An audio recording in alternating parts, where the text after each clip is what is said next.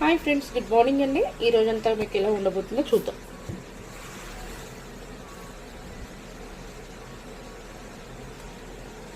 The David ఈరోజు కొంచెం మీకు నెగిటివ్ అనిపిస్తుంది. కొంచెం నెగిటివ్ ఆలోచనలు అయితే ఉంటారు. వేరే వాళ్ళతో కొంచెం మాటలు పడడం కానీ ఇలాంటివి అయితే జరుగుతుంది. కొంచెం జాగ్రత్తగా అయితే ఉండండి.